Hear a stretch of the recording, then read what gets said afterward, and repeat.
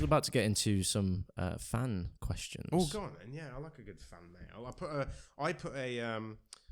You put it out on YouTube. I put it out on Twitter, so I got some questions on Twitter. Oh, okay, as well. awesome.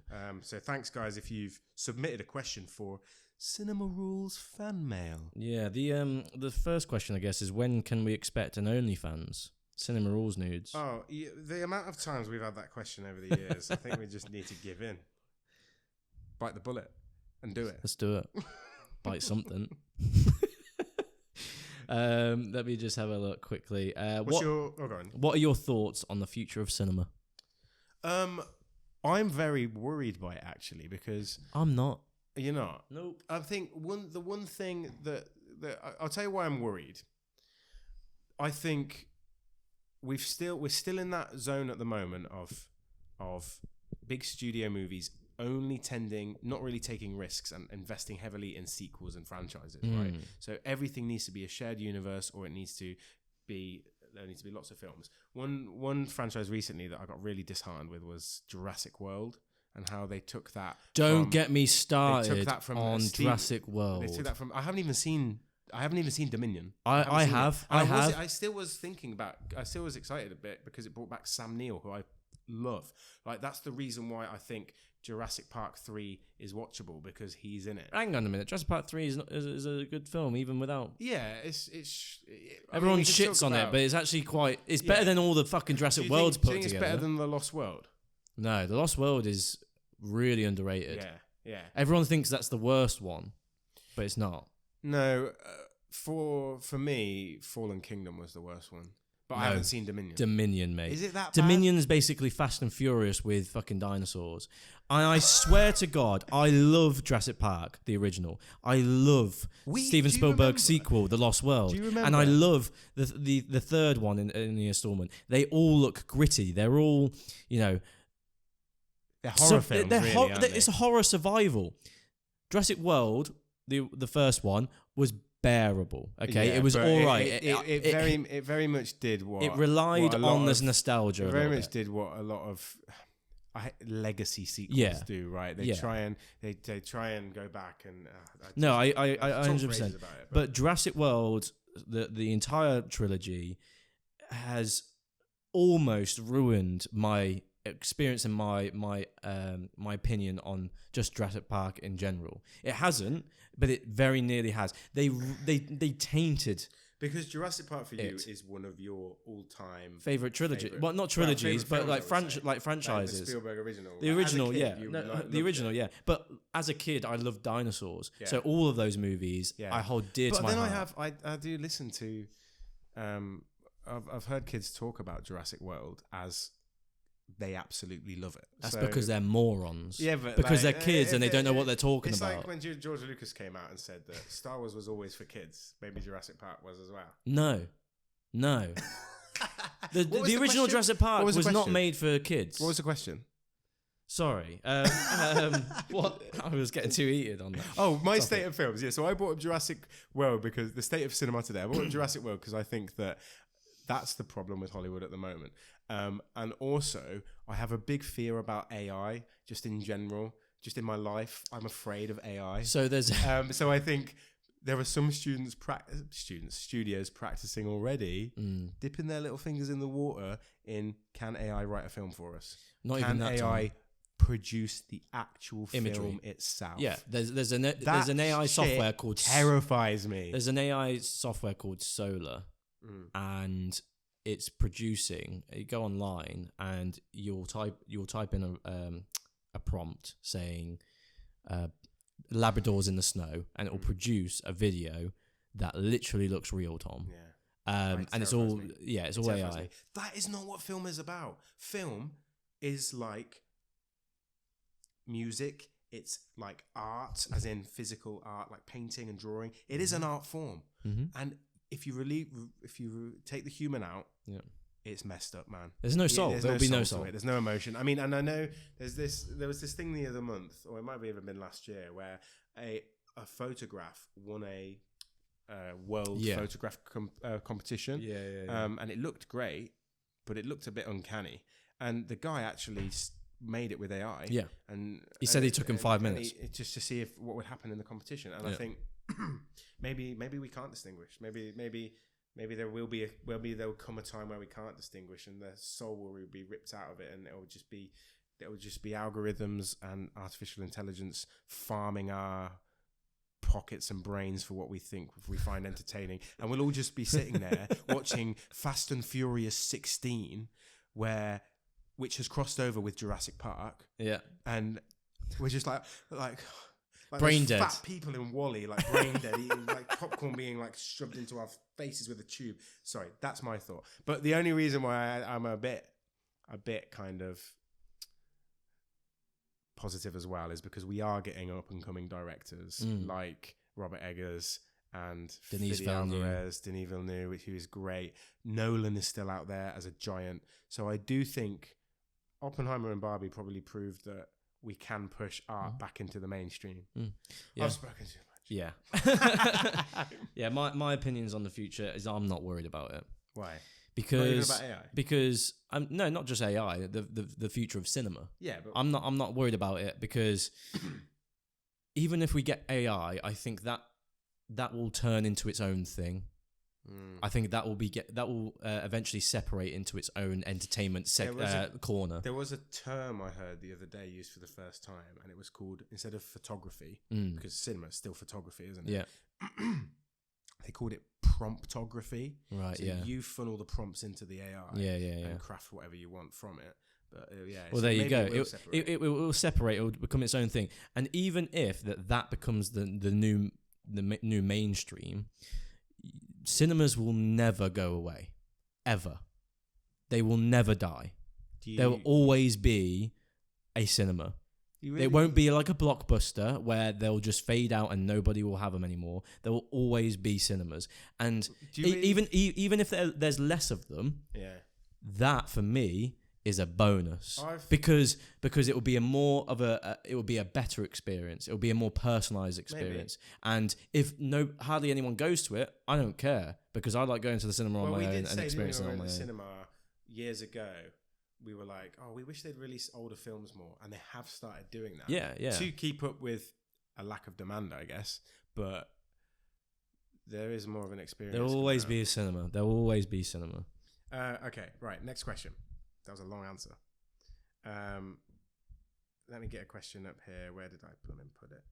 I think here we are. Bear with me a second. Have you got another question? Who would you most like?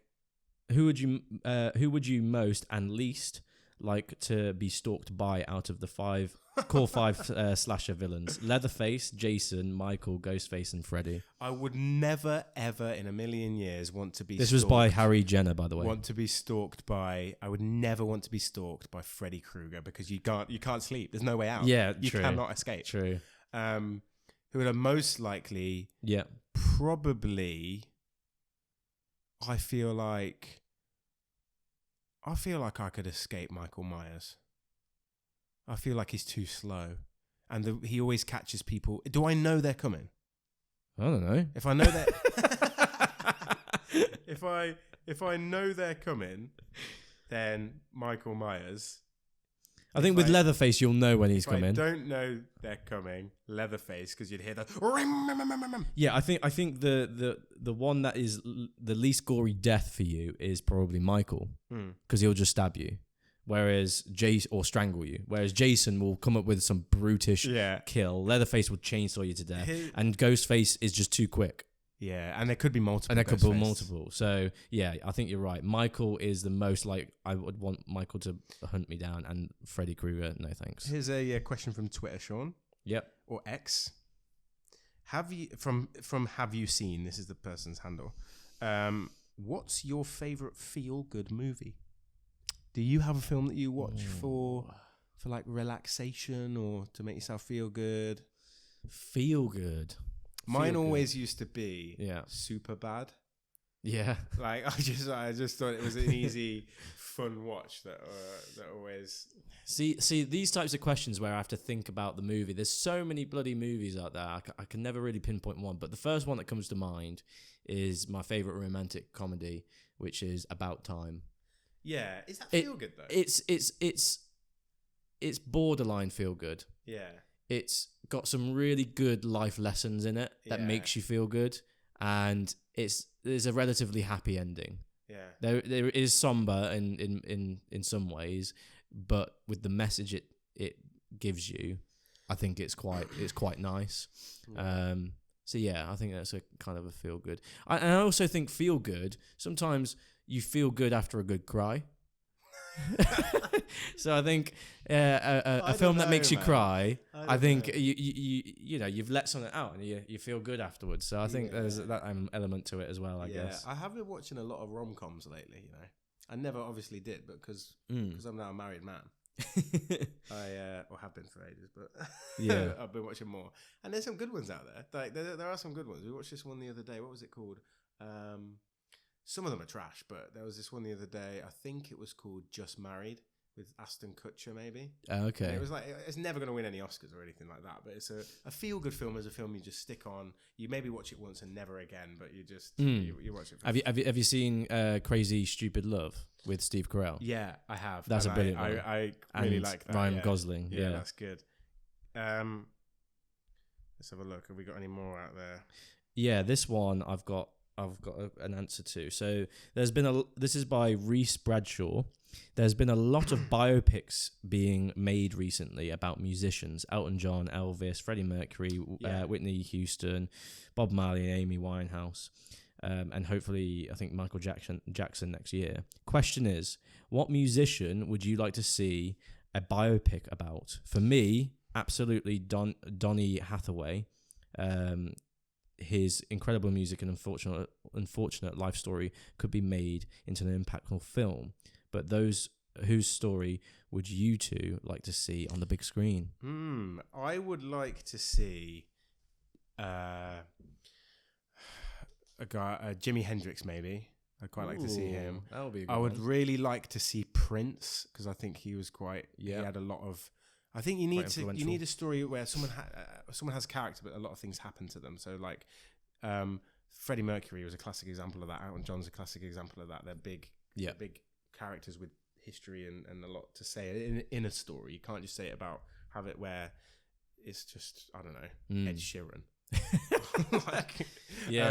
Or like the Beatles or something.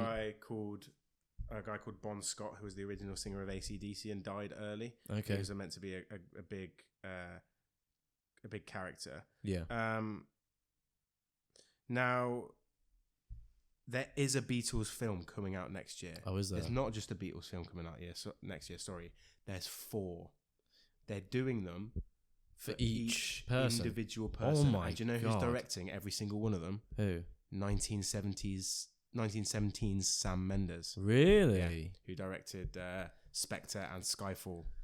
That's really interesting. Is there enough content there for 4 movies? I don't know, but apparently they're going to overlap. There will be for like characters like John Lennon. There guess- will be the Beatles. They're I bet they are the biggest band ever. I guess he's gonna be filming it all at once and just intercutting it. Yeah, I think he is doing that, and I think they'll obviously be overlap, and they will come into different. The same actors will obviously be in all of them. I'm pretty sure they cast them as well. You're just reading up on it now. I'm just reading up in it now. I'm just checking it now to see if they did cast it because they're really big roles, really big boots to fill, aren't they? Yeah. You would want nobodies though, wouldn't you, to be cast as these guys? Paul Mescal, Who? that Gladiator 2 one that we mentioned, that actor. Yeah. Paul McCartney. Harris Dickinson is playing John Lennon. I think he is quite an unknown, but you kind of want, if there's any of the Beatles that you want to be, you want maybe an unknown for, maybe it will be John Lennon because I don't know. Charlie Rowe as George Harrison. And I know this 4th name, Barry Keoghan as Ringo Starr. Barry Keoghan from Saltburn fame. Ah, okay. Interesting. That is a stacked cast, isn't it? Yeah. Oh, the supposed planned casting. So it's kind of been leaked, but it hasn't been confirmed yet. Okay. But there are others being considered for them still as well. Yeah. Like Timothy Chalamet and people like that. Yeah. Interesting. Right, I'll be excited to see that actually because I think he's a great director. But is there 4 films? Can you sit through 4 films? I mean, you don't have to sit through 4 films. You can pick your favourite Beatle, and then just watch that one. I'm really intrigued at that though. I like the idea, but I don't know whether I'm going to be bothered to watch all 4. I think if they come out yearly, I think he's going to get less and less interest. No, I think they're going to. I think it might be streaming. It might be Apple Plus. It makes sense too. Who would your biopic? Mine would be someone that I've actually got on record here. I had to think about it today. Sean, by the way, Sean's gone berserk with buying records. It's his new obsession. I've stopped very recently. I had the obsession about a couple of years ago. I've stopped recently, but I will be carrying on again. So mine would be Sam Cooke. So he's a famous soul singer in the 50s and 60s.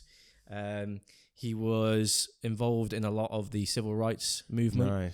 Nice. He was he was very good acquaintances with Muhammad Ali. Yeah, Ray Charles. There's a lot of story there. There's a lot of interwoven stories. I love that era of music. And especially with being wrapped up in the civil rights movement. Yeah. When I watched Elvis, Baz Luhrmann's Elvis, did you see it? No. Oh well, there's a guy called Little Richard. Yeah, singer. I've got his record as well. He is in that film, and the person they got to cast him and play him is fantastic and awesome. And it makes you really think like, I wish I saw them in that I wish era. I saw that film. Okay, his character or something like that. But yeah, I wish I saw that. But also, I think Sam Cooke's death is actually, he died quite young. I think he died at 33 years old. He was shot. Jeez. And there's a lot of ambiguity surrounding his death as to what actually happened. I think the original or the police statement was it was justifiable homicide. So they ruled his death and his murder as justifiable. Somebody did it right. So someone did really controversial. Very controversial. I think someone essentially claimed that he was trying to rape them. But I think everyone that went to his open casket funeral saw that his body was bruised and beaten. Oh, I think you've told me about that before. Which is horrible. So there's a lot there that would be very interesting to see on the screen. I don't know if there's a big enough audience for it, but I'd definitely be there. He's one of my favorite artists. Yeah, that's a great one. That is. You need something. I don't mean to sound crass when I say it, but you need something that would play well with an audience as a story to get the emotion in it. I don't know about this Michael Jackson one next year.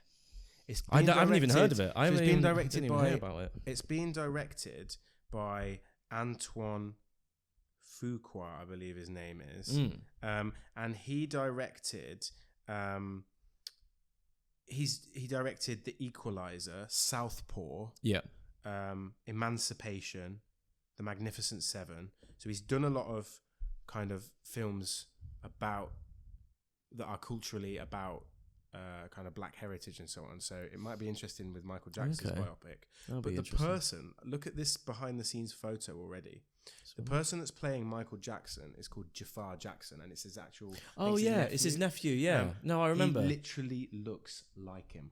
My Jesus Christ! But they say this Michael Jackson biopic is it's called Michael, and it's gonna go through all stages from the Jackson 5 to his death, and they say they're not shying away from like the controversy. So it'll be interesting to see what they say his perspective, his family's perspective is. That's going to be very interesting. Very interesting.